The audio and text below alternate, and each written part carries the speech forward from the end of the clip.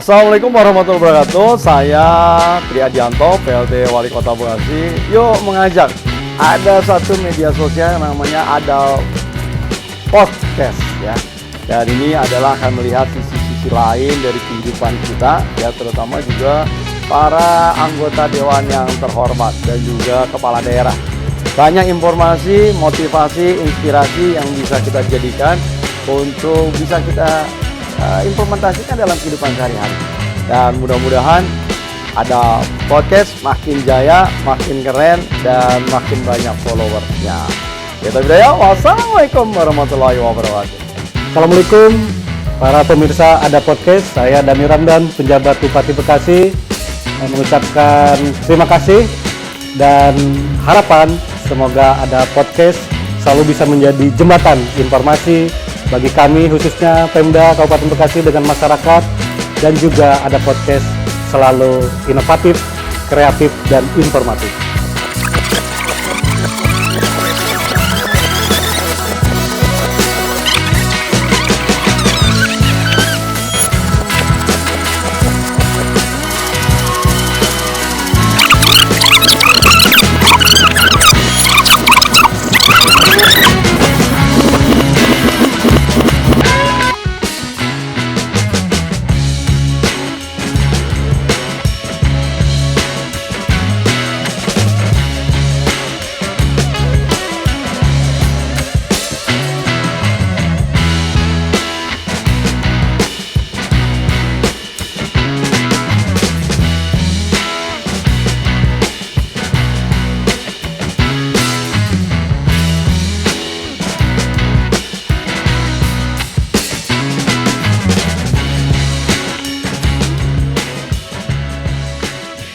Bagaimana Mas Tri menjaga kepercayaan rakyat? Saya kira sesuai dengan perintah Ibu Ketua Umum ya. Saya dari Partai Demokrasi Indonesia Perjuangan bahwa seorang pemimpin itu harus dekat dengan masyarakat. Pemimpin itu harus mendengar apa yang menjadi harapan keinginan warga masyarakat. Kemudian pemimpin harus hadir pada saat masyarakat membutuhkan. Jadi itulah yang saya kira komitmen, konsistensi yang harus kita lakukan. Makanya selalu saya sampaikan kepada para aparatur, mereka juga harus responsif untuk kemudian bisa mendengar apa yang dirasakan oleh warga masyarakat. Yang pertama komunikasi ya harus diutamakan dengan seluruh stakeholder. Yang kedua harus mendengar harapan keinginan masyarakat banyak turun begitu. Makanya itulah yang saya lakukan sejak hari pertama, mulai dari menemui mantan terindah ya, para mantan bupati maksudnya. Okay. Para mantan bupati yang masih hidup dan tinggal di sini. Kalau yang sudah meninggal, saya ke keluarganya, silaturahmi, meminta nasihat dari beliau karena beliau pernah berada di posisi saya saat ini. Jadi merasakan secara pribadi bagaimana tantangannya.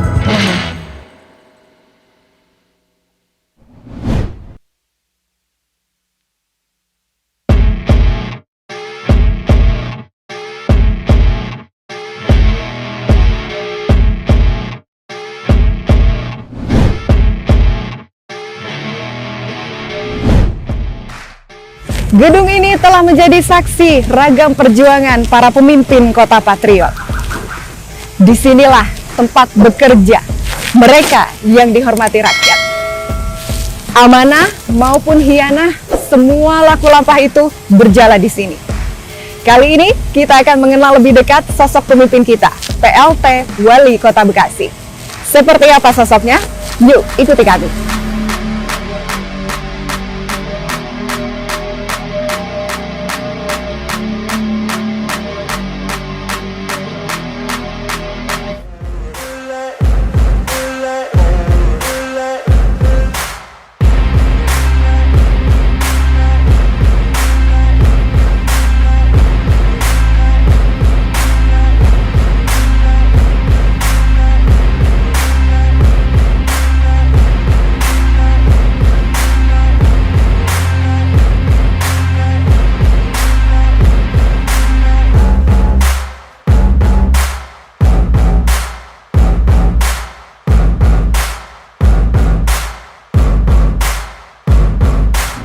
Nah, ada podcast, langsung aja kita berkenalan lebih jauh lagi, lebih dekat lagi bersama narasumber kita kali ini.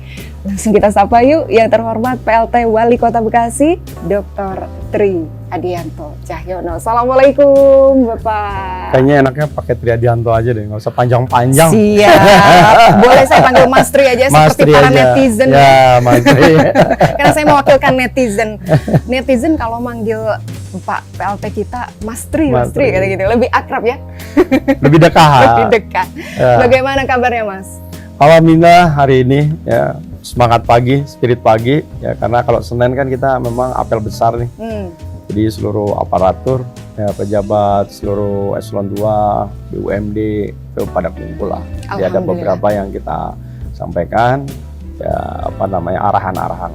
Untuk 1 minggu ke depan mereka melakukan apa. Oke. Di samping kita evaluasi apa yang sudah dilakukan, hasil arahan minggu yang lalu gitu. Keluarga semua sehat? Alhamdulillah keluarga sehat. Karena yang 2 kan jauh ya. Jadi saya sekarang tinggal sendiri. Oh, saya dengar Ibu baru wisuda kemarin ya? Ibu baru wisuda, Luar alhamdulillah. biasa, luar biasa. Kerja keras menghasilkan sesuatu yang baik juga. Karena ada hasilnya, ibu juga cum laude juga kemarin. Wah, Masya Allah. Karena ada sosok suami yang begitu mendukung semua cita-cita keluarga. Memang ibu kan mengeksplorasi diri cukup banyak. Ya, karena sebelumnya kan memang seorang pengusaha. Tapi kemudian mendharma baktikan buat negara. Begitu sudah duduk menjadi seorang ibu wakil wali kota, semua usahanya dilepas, diserahkan orang sehingga lebih banyak ya. Jadi bikin film, bikin lagu. Tadi tuh kayak lagu Bekasi Keren tuh. Nah itu ciptaan ibu.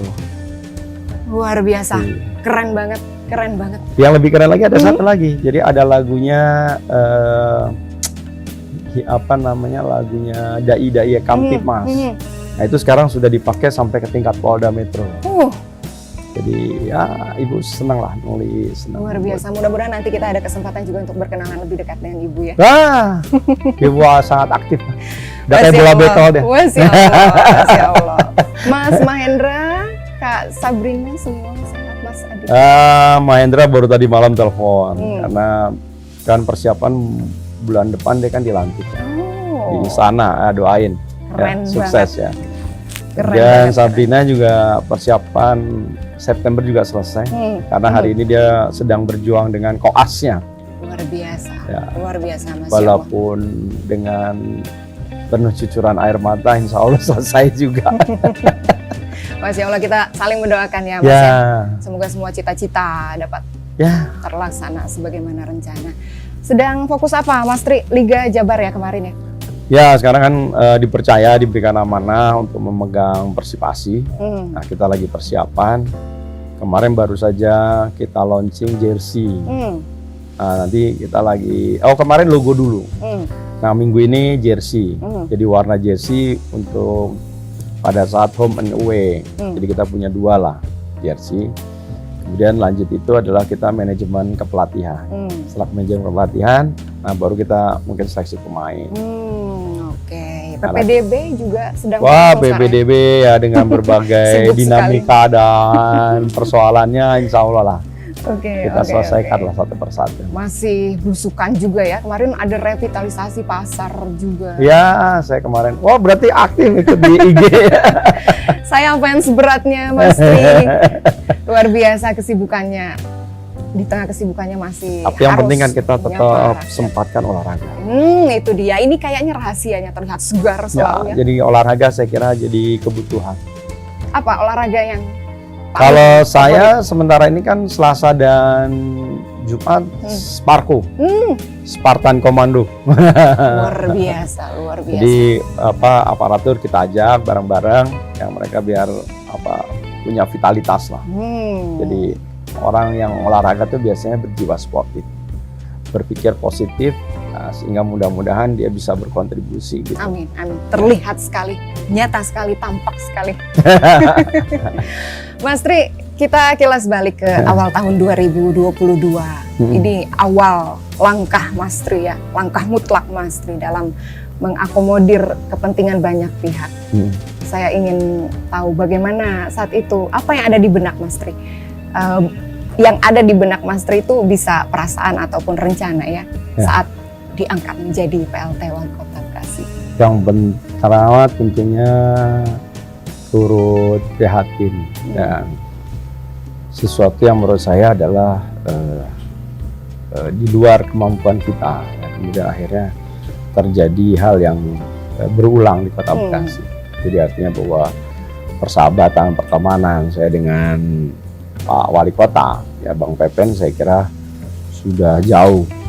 Jadi artinya hubungan keluarga, hubungan personal, kemudian juga pekerjaan. Nah, artinya membuat sesuatu yang sangat terpukul, ya sampai ya kita sangat sedih dengan kondisi yang ada gitu. Tapi kan kita tidak boleh berlarut. Makanya langkah yang awal adalah saya melakukan konsolidasi di internal. Ya, bagaimana hari ini sampai hari ini adalah memberikan spirit, semangat kepada para aparatur untuk mereka tetap bekerja dengan sesuai dengan amanah yang dan sumpah jabatan yang sudah mereka lakukan. Nah, ini kan membutuhkan effort, membutuhkan waktu. Makanya kalau hari ini harus diakui misalnya tingkat belanja kita masih rendah. Itu salah satunya adalah secara psikologis teman-teman juga sedang mencoba untuk recovery dan move on. Nah, jadi mudah-mudahan ya ke depan menjadi lebih cepat lagi lah.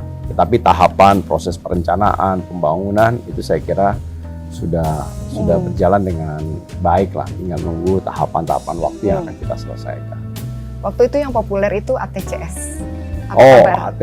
ATCS itu Area Traffic Control System itu memang sebetulnya dimulai tahun 2000. Ya, jadi cikal bakalnya juga sama sebetulnya dengan Pak Pepen. Ya, saya berangkat waktu itu ke Amerika waktu itu. Itu ada semacam sister city dengan salah satu negara bagian yang namanya Gresham. Nah, di sana kita banyak belajar tentang transport. Nah, salah satu yang kita telurkan adalah Area Traffic Control System. Dulu itu kita hanya punya mungkin 7-8 titik. Ya, hari ini sudah berkembang hampir lebih dari 20 sampai 23 titik. Ya, jadi kita bisa memantau kondisi lalu lintas ya secara terpusat di kontrol yang kita miliki. Jadi ini yang sedang kita terus upgrade ya, kita tambah lagi, kita kembangkan bukan saja sekarang terkait dengan area traffic, tetapi juga kita memasang banyak kamera-kamera ya untuk menanggulangi mungkin lebih banyak mungkin masalah-masalah sosial. Ya.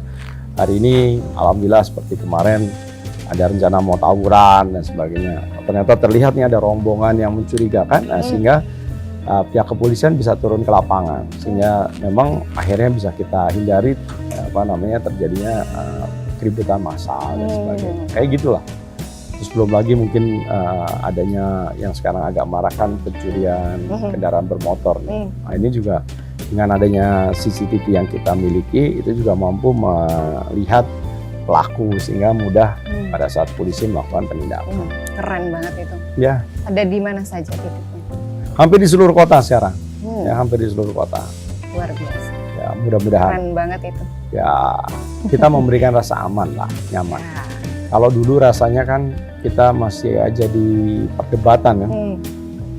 Jangan-jangan privasi seseorang menjadi sangat tidak bebas, tapi ternyata saat ini justru itu diperlukan. Lebih banyak benefitnya dibanding keraguan-keraguannya saat itu ya. Karena memang keterbatasan mata dan telinga aparatur, sehingga memang mau tidak mau memang teknologi yang saya kira harus kita beradaptasi dengan kondisi yang ada. Oke. Balik lagi ke momen pengangkatan Pak PLT nih. Bagaimana Mas Tri menjaga kepercayaan rakyat? Saya kira sesuai dengan perintah Ibu Ketua Umum ya. Saya dari Partai Demokrasi Indonesia Perjuangan bahwa seorang pemimpin itu harus dekat dengan masyarakat. Pemimpin itu harus mendengar apa yang menjadi harapan keinginan warga masyarakat. Kemudian pemimpin harus hadir pada saat masyarakat membutuhkan. Jadi itulah yang saya kira komitmen, konsistensi yang terus kita lakukan. Makanya selalu saya sampaikan kepada para aparatur, mereka juga harus responsif untuk kemudian bisa mendengar apa yang dirasakan oleh warga masyarakat. Ya, jadi makanya sebelum saya menjadi PLT, saya juga kan sudah aktifkan yang namanya seluruh media sosial yang dimiliki oleh yang ada di warga masyarakat, ya pemerintah, yang mulai dari level kelurahan, kemudian kecamatan, kemudian PKK, posyandu, supaya apa? Supaya masyarakat mudah untuk berinteraksi. Ya, makanya saya sekarang hari ini memberikan program tiap Senin dan Kamis, warga masyarakat yang mau hadir ke kantor saya silakan saja. Ya, mereka bisa curhat gitu kan. Kalau toh dia tidak bisa menggunakan media sosial yang saya miliki. Dan ternyata banyak juga. Ya kayak kemarin saya senam. Saya tanya siapa yang udah follow Instagramnya Mas Triadianto gitu kan. Oh, udah. Kenapa ikut? Ya karena dia bilang tahun kemarin dia kesulitan untuk membiayai anaknya yang bayar sekolah. Kemudian saya minta aparatur hadir ke sana, saya lihat kondisinya dan sebagainya. Oh ternyata memang betul memerlukan pertolongan. Ya sudah kita bantu. Kemarin ada juga warga masyarakat ternyata putranya 3 cuma ojol. Sementara dia juga butuh HP. Ternyata dia punya HP 1. Nah, saya lihat suruh coba cek lapangan. Hal-hal yang kayak gitu saya kira bisa kita lakukan. Dan sepanjang kemudian ya kita mampu kita bantu. Kalau kita tidak mampu kita dengarkan keluhannya. Kita carikan solusinya. Oke, luar biasa. Masya Allah, inspiratif sekali. Ya. Apa tantangan terberat sepanjang karir? Saya kira tantangan terberat adalah melawan diri sendiri. Ya, pada saat kita mulai jenuh, kita mulai malas, ya, mulai lelah. Ya, karena begitu besar tekanan dan tantangan. Nah, itulah yang membuat saya selalu kembalikan kepada Allah, meminta petunjuk, ya, meminta kekuatan. Berikanlah kekuatan dada dan punggung saya, ya, untuk dapat menyelesaikan persoalan-persoalan yang kita hadapi. Jadi saya kira itu tantangan yang terberat. Dengan ya, cara jadi melawan diri sendiri nih, karena pada saat itu kan pemimpin menjadi trend centernya nih, ya semua mengarah kepada pemimpinnya. Apapun yang dilakukan, baik buruk itu pasti mengandung resiko. Memutuskan, tidak memutuskan, atau memutuskan salah juga resiko. Jadi semuanya ya kita kembalikan. Dan yang penting-penting adalah niatkan bahwa ini adalah bagian dari ibadah, kita ikhlaskan, ya, dan semata-mata bahwa memang bukan kekuasaan, tetapi adalah pengabdian kepada warga masyarakat. Itu saya kira yang paling penting. Kami sangat tertarik kepada jalan cerita Mas Tri masuk terjun ke dalam dunia pemerintahan. Saat itu saya juga pernah membaca sedikit cerita tentang Mas Tri. Katanya dulu awal-awal setelah lulus sekolah, menunda dulu pendidikan lanjut begitu. Boleh diceritakan? Ya, jadi kan SMA itu saya kan dari seorang guru ya, orang tua. Guru itu kan zaman-zaman tahun 80-an, 90-an itu kan masih Umar Bakri. Jadi memang betul-betul punyanya ya sepeda kumbang gitu kan. Jadi orang tua saya waktu itu kendaraan aja punyanya hanya Vespa misalnya. Nah, itulah kehidupan kita di mana anak orang tua punya cita-cita yang besar, punya anak 6, anaknya harus sekolah. Dan orang tua selalu menyatakan bahwa yang namanya satu kehidupan itu harus lebih baik. Nah, orang tua saya dulu lulusannya hanya D3. Jadi semua anak-anaknya dimotivasi agar waktu itu harus S1. Kan tidak seperti sekarang nih, sekolah S1 di mana-mana gampang, mudah. Nah, salah satunya adalah sejak awal kita dimotivasi untuk bisa sekolah di negeri. Karena kalau di negeri itu kan waktu itu kan tes kan, kalau sekarang kan zonasi kan, jadi harus nilainya harus baik, jadi harus disiplin, harus belajar dan sebagainya, sehingga dia berprestasi. Nah, SMA saja begitu kita pindah ke Bekasi, karena waktu itu di Jakarta, rumah saya dulu yang di itu tuh, di mana Casablanca. Lahir di Jakarta? Lahir di Jakarta, di Karet. Ya, Karet itu, di Casablanca itu, Karet Kuningan. Di sana, kemudian rumah digusur, ya, dibayar orang, gitu kan. Akhirnya kita harus pindah ke Bekasi. Nah, di Bekasi, sekolah saya di SMA 3 Jakarta. Nah, sekolah Jakarta Bekasi waktu itu belum ada jalan tol. Jadi masih naiknya tuh ke Pulau Gadung masih naik bis tingkat tuh, yang 508. Wah, saya dulu sampai hafal. Kalau kepalanya 5 tuh pasti Pulau Gadung. 51, 52 itu pasti Pulau Gadung tuh. Kalau kepalanya 1 pasti Senen. Gitu. Kepala 1 tuh Blok M. 11, 10, 101, 102 itu sampai hafal saya. Karena memang hidupnya Insight baru ini buat saya. Baru kan? Jadi kalau dulu tuh ada kan nomor-nomor kan. Nah, kalau sekarang kan hanya Transjakarta. Kalau dulu ada nomornya. Bis itu ada nomor sesuai dengan jurusannya. PPD tuh, PPD Mayasari itu ada ininya. Nah, pada saat itu orang tua hanya bisa memberikan ongkos saja. Nah, kadang kan kita namanya sekolah kan perlu jajan, ya perlu ya lain-lain lah, ada kebutuhan yang lain. Makanya saya isi hari saya itu dengan kenek. Jadi saya jadi kenek. Lulus SMA jadi kenek atau saat sekolah? Pas sekolah, pada saat saya kelas 1 SMA, saya jadi kenek. Karena pindah ke Bekasi ini kan tahun 96. Saya waktu itu kelas 1 SMA. Nah, saya jadi kenek. Hari-hari itu saya lakukan subuh itu saya udah bangun. Saya jadi kenek. Kenek itu sampai jam 8:30, jam 9. Karena setelah itu penumpangnya udah mulai sepi tuh. Karena yang penuh tuh pagi tuh sampai jam 7, setengah 8, jam 8 tuh penuh. Orang berangkat ke Jakarta. Nah, setelah itu saya mandi, persiapan. Biasanya saya berangkat dari rumah tuh jam 10 dan kemudian nanti sampai sekolah sampai setengah 1. Nah, pulang dari sekolah tuh sekitar jam 6 maghrib. Nah, nanti sampai di Bekasi itu jam 9 malam, setengah 10 malam.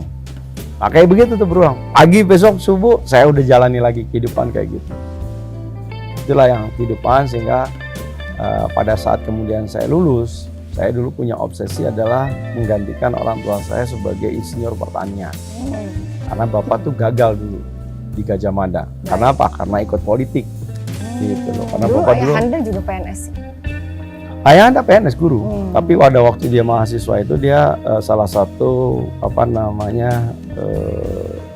aktivis di GMNI, Gerakan Mahasiswa Nasional Indonesia. Jadi memang ada titisan pejabat ini sepertinya.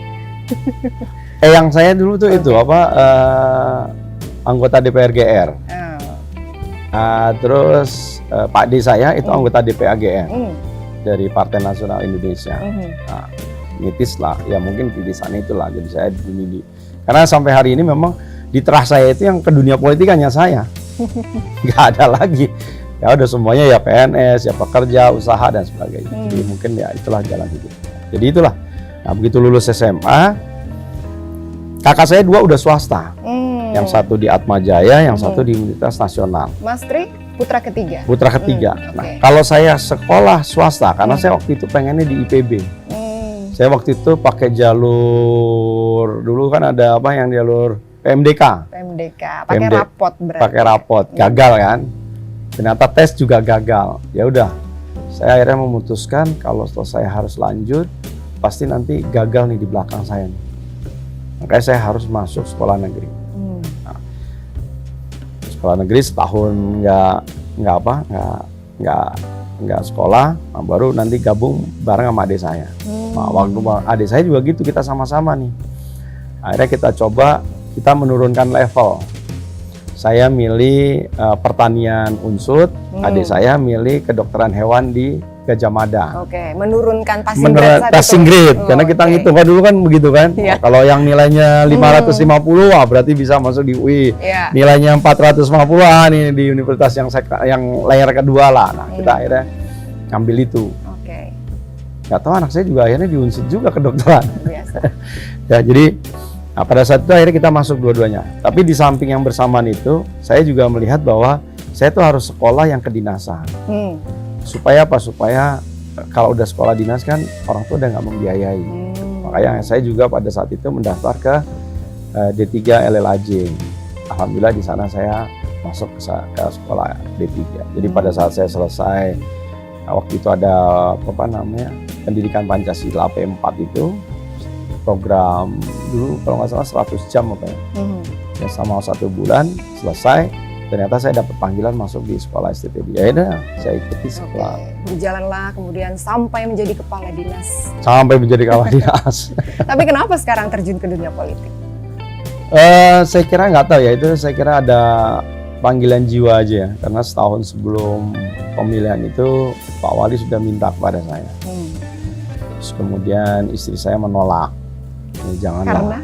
Karena waktu itu kan anak-anak belum siap, anak-anak masih membutuhkan kasih sayang. Sekarang sudah masih tidak. membutuhkan perhatian. Bukan Artinya, berarti sekarang tidak butuh kasih sayang berarti. Saya dulu dengan Pak Pepen itu saya serahkan seluruh aktivitas kehidupan saya Senin sampai Jumat itu 1 kali 24 jam Baik. untuk pekerjaan. Tapi hari Sabtu dan Minggu kalau tidak sesuatu yang sangat penting, saya akan izin ke beliau. Saya tidak akan ikut. Makanya pada waktu itu beliau senang off-road, biasanya dilakukan Jumat, Sabtu, Minggu, saya nggak pernah ikut. Karena saya bilang bahwa Sabtu Minggu itu adalah merupakan hari keluarga, family day. Karena bagi saya, anak-anak itu harus memiliki figur yang kuat. Harus dia punya panutan, sehingga dia tidak akan terkontaminasi dengan lingkungan yang ada. Pada saat lingkungan itu mempengaruhi, dia akan ingat tuh, oh saya di rumah tuh tidak dilakukan pendidikan seperti ini. Oh saya tidak diajarkan oleh orang tua saya seperti ini. Makanya sampai hari ini pun misalnya anak saya ditanyakan, insya Allah dia akan menjawab bahwa yang menjadi panutan mereka adalah bapak ibunya. Itu yang selalu kita tanamkan. Sehingga kita pada saat melepas anak-anak untuk hari ini misalnya kuliah di luar, jauh dari kita, itu kita sudah punya ketenangan bahwa mereka pasti mereka akan punya cita-cita yang besar. Ya. Saya selalu katakan bahwa what is name gitu, apa sih arti sebuah nama? Tri Adianto itu dibentuk karena Tri anak ketiga, Adi baik, Anto laki-laki, Cahyono memberikan cahaya. Jadi orang tua saya itu memberikan saya itu bahwa saya harus menjadi anak laki-laki yang baik. Nama adalah doa. Nama adalah doa dan harapan serta cita-cita. Makanya anak-anak saya semua tahu apa mereka masing-masing arti mereka diberikan nama. Itulah yang harus kita melekatkan. Sehingga disitulah menjadi nafas kehidupan dia pada saat dia menjalani kehidupannya. Dan itu yang sekarang yang hari ini saya tebarkan kepada warga masyarakat Bekasi. Ya. Hormat orang tua, terutama kepada ibunya, itu menjadi kunci sukses buat anak-anak itu menjadi manusia-manusia yang berguna. Hormat kepada ibu, dekat dengan terutama, ayah. dekat dengan ayah. Nah, makanya saya, pada saat saya harus berangkat ke politik dan akhirnya memang terjadi. Hari-hari ini saya rasa 1 kali 24 jam itu waktu yang sangat kurang. Apalagi sekarang Sabtu dan Minggu juga justru lebih banyak undangan warga kan, karena mereka kan kerja kan. Nah, makanya dengan anak saya yang nomor 3 ini kita lebih ke quality time. Ya, quality time. Ya saya kayak tadi pagi saya masih membangunkan dia untuk sahur, dia suruh puasa gitu kan. Luar biasa, Masya Allah. Masih ya, Puasa Senin Kamis. Insya Allah. Tapi itu karena ajaran orang tua. Jadi saya diajar orang tua saya dulu itu. Jadi sejak kecil sudah saya lakukan. Jadi sejak kecil sudah saya lakukan dan ini saya telurkan juga kepada anak-anak saya. Jadi kalau udah jam 3:30 saya bangunkan, dia suruh sahur. Nah, kemudian nanti biasanya dia tidur lagi tuh. Makanya nanti jam 5 ya mulai dekat-dekat 5:30 bangunin lagi untuk sholat subuh. Ya, kayak gitulah. Ya, karena makanya kenapa hari ini dia juga mau mengikuti jejak kakaknya sekolah di Taruna. Nah, mungkin nanti tingkat disiplinnya sudah mulai terlatih. Luar biasa, Ya. Masya Allah. Melanjutkan di mana? Dia di Krida Nusantara, SMA. Okay. Karena dia mau masuk Akpol juga kan, persiapan. Oke. Mas Tri, punya cita-cita apa yang dalam waktu dekat atau dalam jangka panjang juga ingin diraih? Selama ini belum bisa diraih dan ingin diraih besok hari, apa itu? Saya hidup itu mengalir ya, jadi nggak pernah memiliki satu ekspektasi yang luar biasa gitu. Saya tidak pernah pada waktu saya menjadi staf menjadi seorang kepala dinas gitu. Karena staf itu pasti kan larinya, gue pengen jadi direktur apa gitu, direktur di kementerian atau saya harus jadi kepala dinas. Nggak pernah. Saya selalu ininya hanya step by step aja. Sekarang saya menjadi staf, ya saya bekerja dengan baik, besok mungkin jadi kasih. Jadi kasih saya berharap jadi kabit. Kabit besok saya berharap jadi gitu. Oh sekarang saya jadi PLT, ya mudah-mudahan besok jadi wali kota. Sederhana aja. Langkahnya. Iya, nggak ada yang sekarang besok jadi gubernur, jadi anggota dewan. Hari ini tidak pernah terpikirkan. Yang penting kalau saya adalah bagaimana kita berbuat baik terhadap orang lain, dan apa yang hari ini diamanahkan oleh Allah Subhanahu wa taala kepada saya jalankan dengan sebaik-baiknya. Amin. Itu saja. Amin. Gak ada tuh pretensi besok lu nyalon gimana, biasa aja, itu berjalan aja. 2024 kan pasti tetap harus kita hadapi. Amin, Ya kan? amin. Iya. Ya kan bukan sesuatu, ya itu harus dihadapi sama kayak kita menghadapi ujian aja kan. Ya kita persiapkan saja, namanya ujian. Oh, kita harus belajar. Oh, kita memanage waktu dan sebagainya. Tapi intinya adalah bagaimana, kalau saya adalah harus kita menunjukkan prestasi, kemudian kedua adalah kita bisa memberikan nilai manfaat, nilai kebaikan buat orang lain. Udah selesai. Prestasi dan nilai manfaat untuk orang lain. Kalau begitu, harapan untuk warga Kota Bekasi? Harapannya adalah kita saling bahu-membahu membangun kota yang kita cintai. Pemerintah tidak akan mungkin dapat menyelesaikan seluruh persoalan yang ada. Oleh karena itu, masyarakat dunia usaha, masyarakat kampus di pendidikan, kemudian juga LSM, wartawan, ya, kemudian kita semua bersatu padu, saling gotong royong, saling memberikan masukan, saling mengisi, dan yang paling penting adalah kita saling mengingatkan, ya, amar ma'ruf nahi mungkar. Kalau kemudian ada sesuatu yang belum bisa kita lakukan, dengan keterbatasan kemampuan sumber daya yang pemerintah miliki, sehingga sebetulnya potensi masyarakat adalah menjadi satu kekuatan yang luar biasa, ya, ikut serta membangun Kota Bekasi yang cerdas, kreatif, maju, sejahtera, dan ihsan. Ya. Amin, amin. Fi amanillah, Mas Tri. Amin. Mudah-mudahan selalu lancar semuanya, selalu dalam lindungan Allah. Amin. Sampai di sini dulu ngobrol-ngobrolnya. Terima kasih banyak atas kesempatannya, Mas Tri, ya. Mudah-mudahan kita dapat berjumpa di lain kesempatan. Ya, Salam untuk keluarga, selamat bertugas kembali. Oke. Salam sehat selalu. Evi Sukaisi di alun-alun. Terima Cakep. kasih, hatur nuhun. Ya. Terima kasih hatur nuhun, sami-sami sawang Yuk. Sunda. Terima kasih Mas Tri. Dan ada podcast sampai di sini episode kali ini. Mudah-mudahan kita dapat berjumpa lagi di lain episode ya. Jangan lupa di like dan subscribe channelnya ya.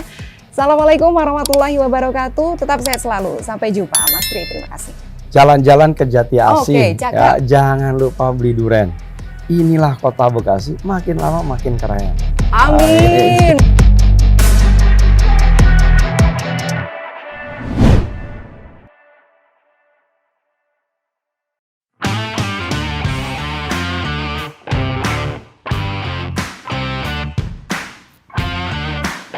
Hai, ada podcast. Assalamualaikum warahmatullahi wabarakatuh. Jumpa lagi bersama saya Dita Ruspendi dalam Ada Pemerintah. Kali ini kita akan ngobrol bersama PJ Bupati Bekasi untuk membahas program-program kerja yang beliau canangkan. Seperti apa? Yuk ikuti kami.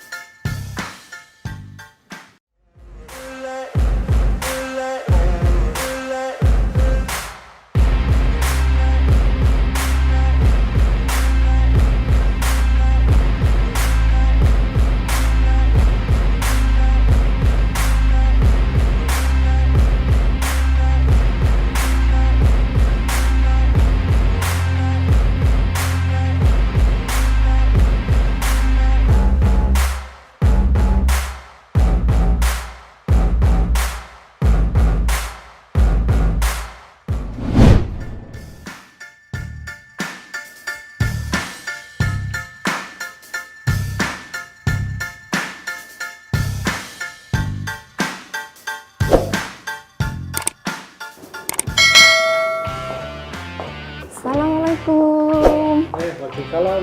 Dita ya? Iya, apa kabar Bapak? Sedang sibuk. Ya biasa. Kita mau ganggu kesibukannya Oke. Bapak PJ Bupati ya. Kita ngobrol ya. Ayo.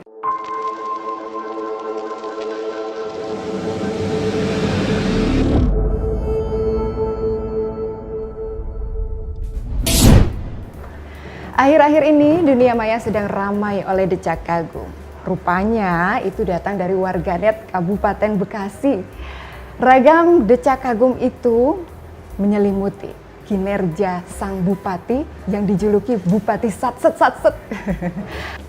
Kali ini kita sudah duduk bersama sang bupati yang dijuluki Bupati Satset katanya begitu ya Pak. Kita langsung sapa saja. Assalamualaikum, apa kabar? Waalaikumsalam, Bapak? alhamdulillah sehat. Alhamdulillah, PJ Bupati Bekasi yang begitu kita hormati, ternyata ramah sekali ya.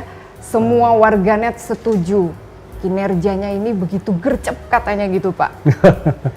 Ya. Sehat Bapak? Alhamdulillah sehat. Supaya lebih akrab, izin saya panggil Akang saja ya. Oh iya boleh. Karena asli Garut Orang katanya Garut, Bapak ya. ya. Oke, Ya. lahir di Garut. Lahir di Garut tapi numpang lahir sih ya, karena waktu SD sampai kuliah sudah di Bandung.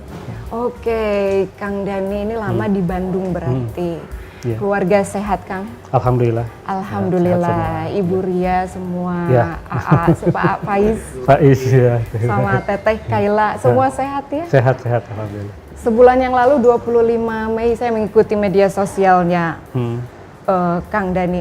Saya mau nyanyi untuk Kang Dani Oh gitu. sama Ibu Ria. Ini selamat ulang tahun, anniversary katanya kemarin iya, ya? Mei. Iya, luar biasa. Ulang tahun perkawinan. Usia yang keberapa itu? Ke-27. Luar biasa, sudah melewati masa silver pernikahan gitu katanya. Insyaallah, So as long as lives. Untuk Ibu Ria luar biasa. Ibu Ria ini kalau saya lihat wajahnya mirip sekali dengan Kang Dani, jodoh Oh iya, banyak sampai yang bilang jannah begitu. katanya begitu ya. Luar biasa, Banyak yang masya bilang Allah, begitu. masya Allah, masya Allah. Kang Dani ini kita ngobrol santai, ada podcast di sini, pengen ngobrol-ngobrol soal program kerjanya Kang Dani ya. Selama 100 hari ini apa yang sedang dikejar? Kalau saya lihat mengikuti media sosialnya Kang Dani ini lagi sibuk perbaikan jalan ya. Iya. Karena itu yang paling banyak dikeluhkan ya. Kebetulan saya aktif di medsos. Kemudian saya juga mengikuti medsosnya Pemkab Bekasi. Jadi hampir rata-rata mengeluhkan jalan. Gitu. Sehingga saya fokus kerja saya selama jadi PJ ini ingin berkontribusi lah memperbaiki jalan. Saya lihat ada yang sudah teranggarkan di APBD, ada yang belum. Jadi saya coba kombinasi lah antara dana APBD dengan dukungan para pengusaha yang memang bersedia ternyata membantu gitu untuk kelancaran perekonomian di Kabupaten Bekasi. Kemudian kemarin juga sempat menyambangi yang korban kekerasan dalam rumah tangga. Oh iya, itu kan memang agak ironik. Sehari sebelumnya saya meluncurkan programnya Pak Gubernur, Jabar Cekas. Jabar Cegah Kekerasan. Kekerasan buat siapa? Buat anak dan perempuan. Besoknya kejadian ada penyiraman air keras oleh oknum ya seorang ayah terhadap istri dan anaknya, bahkan terkena juga mertuanya. Jadi saya sangat terpukul sebenarnya dengan kejadian itu, sehingga langsung saya hari itu juga menengok ke rumah sakit untuk memastikan supaya anak dan ibu itu dirawat dengan baik gitu. Alhamdulillah, masya Allah langsung turun saat itu juga ya. Ya, karena itu kan ya sangat mengenaskan ya. Saat ini berarti kasusnya sudah tuntas. Jadi masih di buron, pelakunya masih dicari, kayaknya mungkin kabur ke luar daerah. Tapi itu urusan polisi, saya kira sudah saya terus koordinasi dengan polisi. Tapi yang penting korban ini juga bisa dirawat dengan sebaik-baiknya. Amin, mudah-mudahan lekas pulih lagi dan seperti biasanya ya. Kemudian ada juga pembangunan Rutilahu ya, luar biasa. Jadi itu kan memang menjadi cantik betul. berkat Pak PJ Bupati. Fokus kita pertama itu infrastruktur, yang disebut infrastruktur kan bukan hanya jalan ya, perhubungan, tapi juga rumahnya, air bersihnya, air kotornya, sampai ke sampahnya, yang ternyata juga itu banyak juga keluhan. Jadi selain jalan, sampah gitu ya, air kotornya ya karena mencemari sungai-sungai, dan juga rumah-rumah yang tidak layak huninya masih banyak rupanya di sini. Padahal dari sisi pendapatan daerahnya ini cukup tinggi ya, di Jawa Barat ini termasuk ranking atas lah begitu. Laju perekonomiannya juga cukup tinggi, bahkan untuk investasi itu ranking 1 di Jawa Barat. Tapi ketika saya melihat kok masih banyak penduduk yang rumahnya tidak layak huni, nah ini kebetulan sudah ada programnya sih kalau itu dari tingkat pusat, provinsi, kabupaten. Jadi saya dorong ditambah dengan mengajak juga CSR perusahaan untuk juga mau membantu pembangunan rumah yang tidak layak huni menjadi layak huni. Sebelum kita lebih jauh lagi mengenai program kerjanya Kang Dhani, saya pengen kilas balik dulu nih kemarin ke momen pelantikan Kang Dhani, kedua kalinya Kang Dhani. Iya. Kok mau sih? APBD-nya besar katanya. Iya. Ya sebenarnya kan waktu di periode pertama istilahnya gitu ya, itu kan karena menggantikan almarhum ya, Bupati meninggal Pak Haji Eka, pemilihan wakil bupati waktu itu belum tuntas, belum sampai pelantikan, jadi praktis bupati dan wakil bupati kosong. Maka aturannya adalah ditunjuk PJ. Nah, posisi waktu itu saya memang tidak ada persiapan apa-apa karena kondisi darurat, COVID sedang tinggi-tingginya, dipilihlah yang mampu menangani COVID. Kebetulan saya wakil ketua Satgas COVID di tingkat provinsi, ketuanya Pak Sekda. Ditanya Pak Gubernur sanggup, siap, namanya prajurit kan harus siap. Hanya 3 hari udah prosesnya akhirnya bertugas. Di situ kan tidak mikir apa-apa, bagaimana pokoknya menurunkan COVID dan proses pengisian wakil bupati berjalan. Alhamdulillah waktu 3,5 bulan akhirnya COVID turun, lalu proses pemilihan wakil bupati dan SK-nya terbit. Berarti selesai tugas saya. Nah, waktu itu memang sudah ada sinyal Pak Gubernur, karena ini sisa masa jabatan Pak Haji Marjuki sebagai wakil bupati itu hanya tinggal 7 bulan. Pak Dhani siap-siap karena pilkadanya kan semua diundur ke 2024, artinya akan ada PJ lagi. Pak Dhani siap-siap aja. Aduh Pak, kalau bisa jangan Bekasi lagi. Berbicara kan seperti itu, jangan, kalau bisa jangan. Sempat saya ngomong ke Pak Gubernur, Pak, kalau bisa kalau mau ditugaskan yang lain, karena kan sekarang itu banyak, hampir 18 kabupaten kota yang kosong tuh, di luar Bekasi juga banyak. Jadi, kenapa? Ya biar daftar riwayat hidup saya lengkap. Saya ini kan biar beragam. 2 kali di Pangandaran pernah, di Bekasi pernah, nanti di mana lagi gitu. Biar keren aja gitu. Biar keren. Tapi pada akhirnya menerima. Pada akhirnya ini, jadi berbondong-bondong masyarakat datang ke Pak Gubernur. Baik secara langsung, bahkan Ketua Dewan hadir, membawa surat-surat dukungan dan permohonan supaya saya jadikan PJ lagi, dan juga medsos. Pak Gubernur juga kan sama, medsosnya aktif. Dia itu sampai, pada ini saya bingung katanya, ini gimana masyarakat kok terus-terusan nge-DM saya minta. Rupanya sudah jatuh cinta waktu periode pertama mungkin kemarin. Mungkin karena jatuh cinta pada pandang pertama. Insya Allah. Ya sudah, kalau saya ditugaskan lagi, saya siap gerak lagi. Wah, luar biasa. Sampai sekarang dijuluki Bupati Gercep katanya. Kerjanya sat. Gimana tanggapannya? Ya kalau itu memang cara kerja saya dimanapun ya. Sejak dari staf, kemudian jadi eselon 4, eselon 3, eselon 2, ya mungkin salah satunya dipercaya di berbagai jabatan karena memang cara kerja saya seperti itu. Prinsip saya kerja itu urusan durasinya 2 minggu gitu maksimal. 2 minggu tuh ada yang bisa selesai, ada yang masih berlanjut karena mungkin persoalannya kompleks. Tetapi setiap 2 minggu harus ada progres.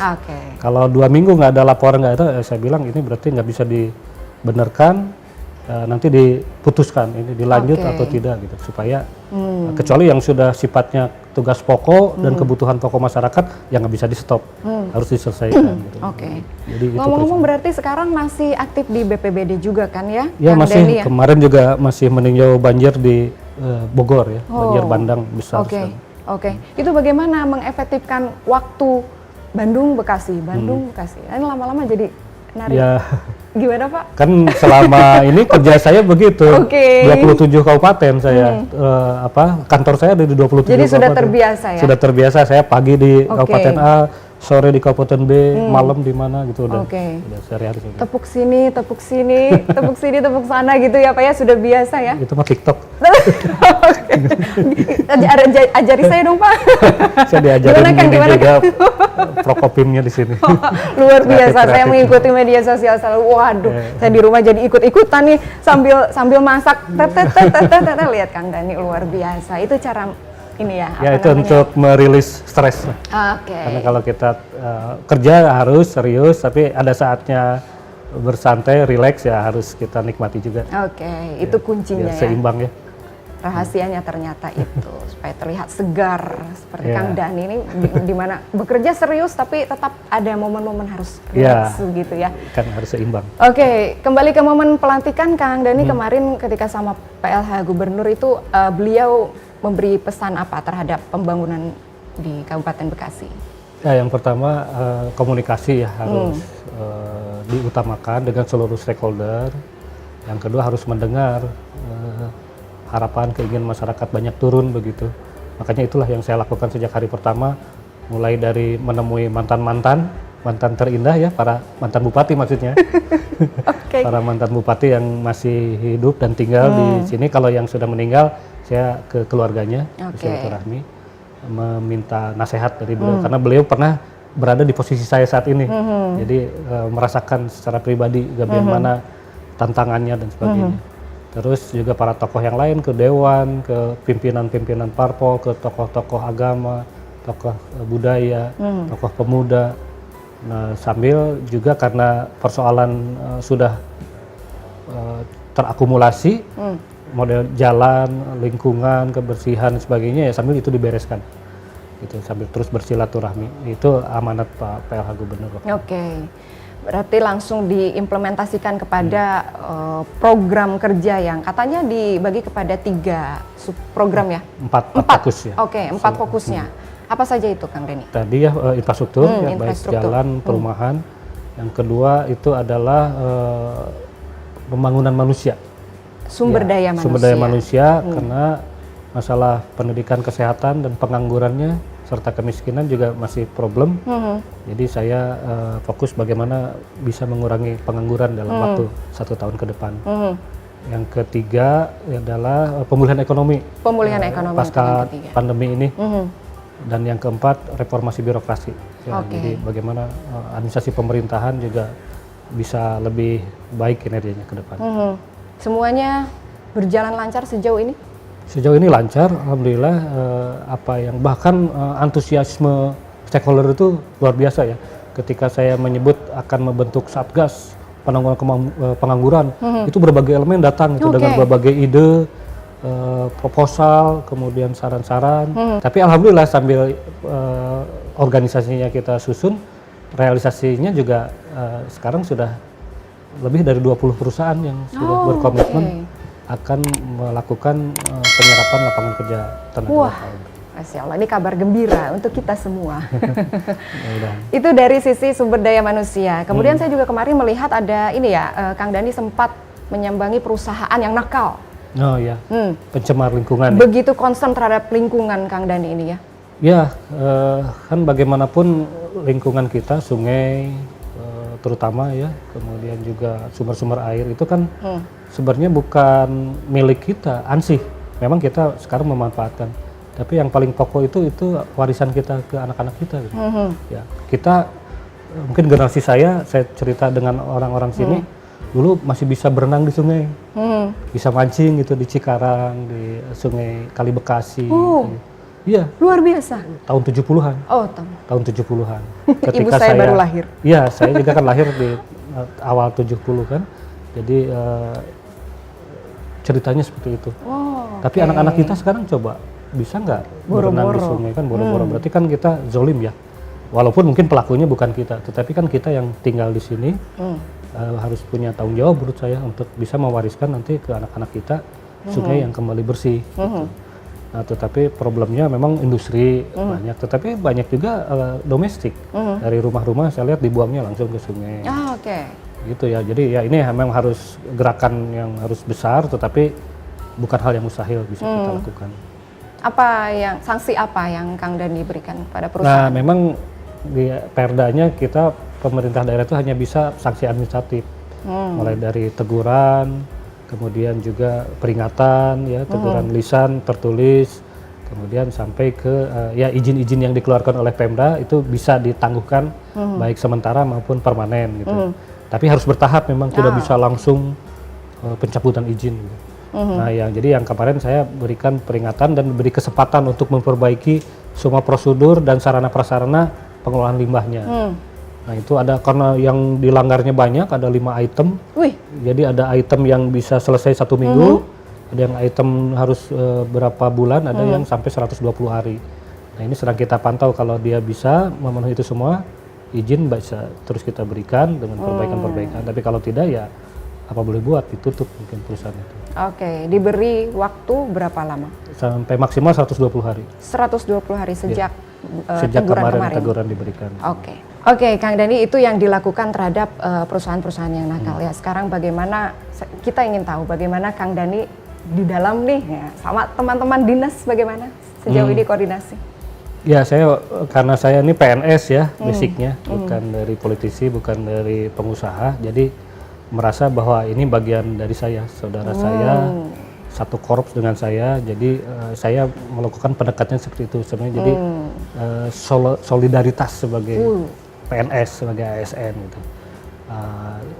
Tetapi ya saya juga paham mungkin di antara kebijakan-kebijakan saya itu ada yang bisa langsung diterima, ada yang tidak langsung, karena kan merubah kultur ya, beberapa hal misalnya tadi masalah kecepatan, kita bekerja itu saya fresh betul gitu kan, mungkin ada yang siap, ada yang belum.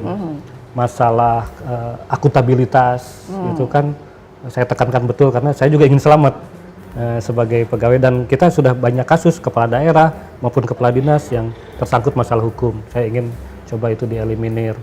Yang ketiga masalah transparansi dan komunikasi kepada masyarakat. Nah, gitu. Makanya saya dorong medsos-medsosnya, saya dorong para kepala dinas terbuka terhadap wartawan dan masyarakat. Nah, ini mungkin butuh proses. Concern sekali ya Kang Dani ini terhadap teman-teman media, kemudian kemudahan mengakses informasi. Ya karena sekarang era informasi, jadi masyarakat itu butuh informasi, dan banyak penyedia informasi di luar sana yang lebih giat dari kita. Betul kan? Nah, kalau kita harus bersaingnya dengan konten kreator gitu. Ya. Jadi kita baru mampu membuka diri aja itu belum cukup sekarang itu. Karena harus dalam memberikan informasi itu dengan sangat kreatif. Nah, ya, makanya kan tantangannya 2 kali lipat gitu.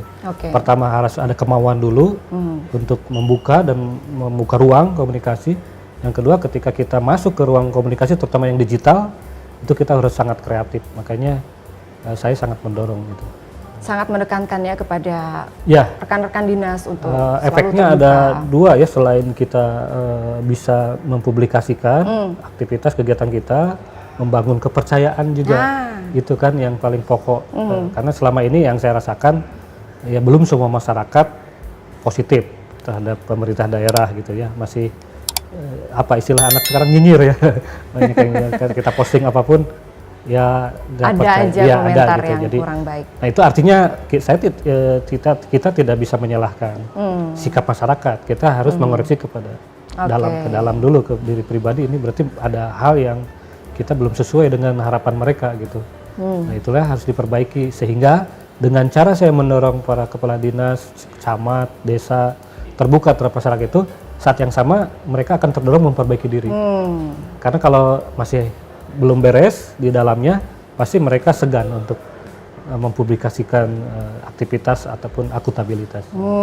Jadi seperti itu ya Kang Dani, begitu concern terhadap keterbukaan dinas-dinas terhadap media. Bismillah, tahun depan ya ada podcast ya sama dinas-dinas. Oh iya, betul. Instruksi langsung dari PJ Bupati. Amin. Amin, insyaallah. Itu sangat penting ya, kedekatan dengan rakyat melalui media sosial gitu, bersaing dengan konten kreator, kata Kang Dani begitu. Lalu kemudian ada pertanyaan seperti ini Kang Dani, bagaimana jika ada dinas-dinas yang terbukti bermain gratifikasi? Ya itu kan aturannya sudah jelas ya. Jadi yang penting ada bukti, ada baik pengakuan maupun barang bukti lainnya, dan itu dilakukan berita acara pemeriksaan ya atas laporan masyarakat ataupun temuan inspektorat. Itu saya jamin kalau seperti itu prosedurnya akan kita tindak sesuai dengan peraturan perundangan. Karena semuanya sudah diatur kok detail. Pelanggarannya seperti ini, sanksinya ini. Pelanggarannya seperti itu, sanksinya itu. Tinggal kita terapkan aja. Oke.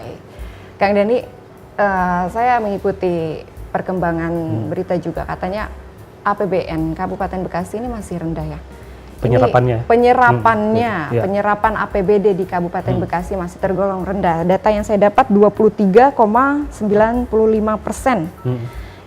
Kemudian ini yang jadi sindiran tadi. Mungkin ini yang jadi faktor pendorong. Kang Dani mau nih jadi PJ 2 kali kata ya. Tapi sesungguhnya itu kendalanya apa sih Kang Dani?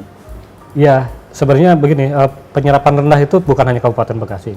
Hampir semua Pemda di Indonesia ini masih terkendala. Hanya 1-2 provinsi dan 1-2 kabupaten yang saat ini sudah sesuai target ya, 50%. Yang lainnya rata-rata 20-30 gitu.